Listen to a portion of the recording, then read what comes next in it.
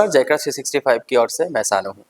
अभी मैं सलासर बालाजी धाम में, यहीं के पुजारी है, उनसे हम पूछेंगे ये मंदिर की स्थापना कैसे हुआ, ये मंदिर की इतिहास क्या है, खास करके मान्यता बात क्या है। सबसे पहले पंडित जी आपका स्वागत है जयकर 365 जय में। श्री बालाजी जी, आपको बहुत बहुत शुभकामनाएं। नमस्कार। सालासर बालाजी में आपका बहुत बहुत स्वागत है। Thank you. पंडित जी, ये मंदिर का स्थापना कब हुआ है? ये संवत 1811 में महात्मा मोहनदास जी महाराज यहाँ बहुत बड़े संत हुए थे। उनकी अनन्य भक्ति से प्रसन्न होकर बालाजी महाराज यहाँ आए थे। तभी से मान्यता है यहाँ आने वाले भक्तों की बाबा मनोकामना पूरी करते हैं और तभी से भक्त यहाँ लगातार आते रहते हैं। दाढ़ी और मूंछों वाला हनुमान जी यहाँ विराजमान है, तो मतलब ये हनुमान जी का क्या मान्यता है? बिल्कुल जी, दाढ़ी मूंछ में इसलिए है क्योंकि हनुमान जी महाराज जो हैं वो आज तक जिन जिन को भी दर्शन दिए हैं वो अलग अलग रूपों में दिए हैं। उनका स्वभाव है वो जैसा चाहे वैसा रूप ले सकते हैं। सूक्ष्म रूप देर से दिखावा, विकट रूप बदल लंके जरावा। तो यहाँ उन्होंने साधु रूप में मोहनदास जी महाराज को दर्शन दिए थे। जब राजा रामचंद्र जी को भी जब हनुमान जी महाराज मिले थे तो सबसे पहले उन्होंने साधु रूप में, ब्राह्मण रूप में दर्शन दिए थे राम जी को। तो ऐसे ही रूप में हनुमान जी महाराज ने महात्मा मोहनदास जी महाराज को दर्शन दिए थे। तो उन्होंने ऐसा चाहा कि जिस रूप में मैंने दर्शन किए हैं बाबा के, उसी रूप में जो यहाँ आने वाले भक्त हैं उनके दर्शन सब लोग करें। तो मोहनदास जी महाराज ने सबसे पहले ऐसे श्रृंगार का रूप करके और ऐसा दाढ़ी मूंछ का रूप मोहनदास जी महाराज ने हनुमान जी महाराज को दिया। तभी से सब लोग इसी रूप का दर्शन करते आ रहे हैं। जैसे कि प्रयागराज में हम लोग जानते हैं लेटा हुए हनुमान मंदिर है, हनुमान जी वहाँ विराजमान है। ये मतलब हर जगह का एक हनुमान मंदिर का यह विशेषता रहता है। यहाँ का हनुमान मूर्तियों का क्या विशेषता है हनुमान बालाजी? जैसा कि मैंने आपको कहा कि हनुमान जी महाराज के पास अजर अमर और सारे रूपों के रूप लेने का आशीर्वाद है माता सीता जी के द्वारा।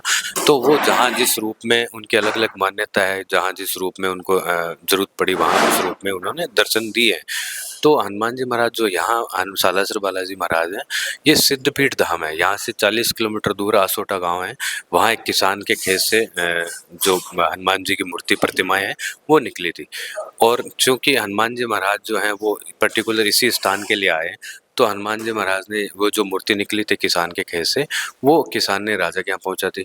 राजा को भगवान ने सपने में दर्शन दिया कि मैं सालासर के लिए आया हूँ, तो आप ये जो मूर्ति है वो सालासर धाम पहुंचा दीजिए। तो राजा को उस टाइम पे इतना आइडिया नहीं था कि कहाँ सालासर धाम है। तो उन्होंने एक बैलगाड़ी पे हनुमान जी महाराज की मूर्ति रख दी। जहाँ बैलगाड़ी आके रुकी वही सालासर धाम, एग्जैक्ट इसी लोकेशन पे आके ये बैलगाड़ी जो थी हनुमान जी महाराज की जो मूर्ति रखी हुई थी वो इसी स्थान पे आके रुकी थी। तब से लेकर ये मान्यता है कि यहाँ आने वाले भक्तों की बाबा मनोकामना पूरी करते हैं। तो यहाँ बाबा की अर्जी लगाने का प्रक्रिया क्या है? जी, यहाँ अर्जी लगाने का सबसे महत्वपूर्ण तरीका हमारे जो बुजुर्ग हैं, जो बड़े हैं, उनसे हम सुनते हैं और हम देखते भी हैं कि यहाँ एक मान्यता मनोकामना का नारियल बांधते हैं। सभी भक्त जो आते हैं वो बाबा के सामने अपना नारियल रख के और जो भी उनकी विश होती है वो बाबा के बोल के और बाहर पेड़ पे कहीं पे भी मंदिर में जहाँ कोना मिले वहाँ नारियल बांधते हैं। बाबा उनकी मनोकामना पूरी करते हैं। पंडित जी, और एक बात है जो भक्त लोग से मतलब ये दर्शन का टाइम मतलब क्या है? जी, सुबह 6 बजे से लेकर रात को 9 बजे तक मंदिर खुला रहता है, कभी भी बंद नहीं होता। और जो पर्टिकुलर कुछ दिन होते हैं, जैसे ग्रहण का दिन, अभी जैसे 3 मार्च को ग्रहण रहेगा, उसमें ग्रहण के दौरान मंदिर पर्दा लगता है, भगवान के दर्शन बंद रहते हैं ग्रहण के टाइम पे। बाकी किसी भी दिन मंदिर, सालासर मंदिर बंद नहीं होता। सुबह 6 से लेकर रात को 9 बजे तक श्रद्धालु दर्शन कर सकते हैं किसी भी समय। ये चूरू के पास स्थित है, शिकार में कलयुग का राजा खाटू नरेश विराजमान है। ये धाम का कलयुग का क्या मान्यता है? जी, हनुमान जी महाराज कलयुग के ही देवता हैं और अलग-अलग देवताओं की अलग-अलग मान्यता है। अपने हिंदू धर्म में सभी देवता अपने-अपने स्थान पे अपना-अपना जो है वो मान्यता रखते हैं और सभी देवताओं के जाने से भगवान जो है संकट काटते हैं और ये हनुमान जी महाराज तो संकट मोचन है। तो कलयुग में हनुमान जी महाराज अजर अमर जो वरदान मिले हुए हैं, उनमें जो जिन को अजर अमर वरदान मिला हुआ उनमें से एक हनुमान जी महाराज है। तो हनुमान जी महाराज कलयुग के देवता इसलिए हैं क्योंकि वो मतलब उनका स्वर्गवास नहीं हुआ, वो इसी लोक में विद्यमान है। वो किसी अन्य लोक, जो अलग-अलग देवता हैं वो अलग-अलग लोक में विराजमान है। जैसे इंद्र हो इंद्रलोक में, जो पितृ हैं वो पितृलोक में। हनुमान जी महाराज तो इसी लोक में विद्यमान है। उनको प्रसन्न करना बहुत आसान होता है बजाय और देवताओं के। वो इसलिए क्योंकि वहाँ तक पहुँचना आम इंसान के बस में नहीं होता, लेकिन पृथ्वी लोक पे तो इंसान भी रहता है और हनुमान जी महाराज को स्मरण मात्र से ही भगवान श्री राम का नाम लेते मात्र से ही हनुमान जी महाराज प्रसन्न हो जाते हैं और भक्तों के संकट मिटाते हैं हनुमान जी महाराज। आप लोग तो बहुत साल से इस मंदिर से जुड़े हुए हैं, कभी भी ऐसा घटना हुआ है अनोखा जो भक्त लोग ऐसा मान किया है वो पूर्ण हो गया है, ऐसा कुछ? जी, बहुत चमत्कार हैं हनुमान जी महाराज के, तो अब मैं एक मतलब पर्टिकुलर किसी चमत्कार के बारे में क्या बोलूँ। यहाँ भक्त और भगवान का सीधा संपर्क है। मतलब ये नहीं है कि हाँ, ये कर लो, ये हो जाएगा, ये चमत्कार हो जाएगा। यहाँ डायरेक्ट मतलब बाबा का और भक्तों का डायरेक्ट संपर्क है, संबंध है।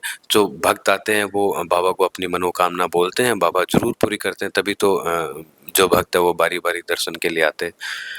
लास्ट में आप भक्त लोगों से क्या कहेंगे? मैं यही कहूँगा कि आप जितना जल्दी हो सके सालासर बालाजी महाराज आइए। यहाँ का आशीर्वाद यही है कि बाबा आपकी मनोकामना पूरी करें और बाबा फिर जल्दी-जल्दी आप सभी को बुलाते रहें। आप आइए, आराम से दर्शन कीजिए बाबा के, महात्मा मोहनदास जी महाराज के, और जो अखंड धुना यहाँ चलता रहता है वहाँ के दर्शन कीजिए, बभूत लीजिए, और बालाजी महाराज आप सभी की मनोकामनाएँ पूरी करें और सबको बारी-बारी दर्शनों के लिए बुलाते रहें। धन्यवाद। जय मान्यता यही है क्या भाई, ये बालाजी भक्त के हर संकट पर वो साथ देता है।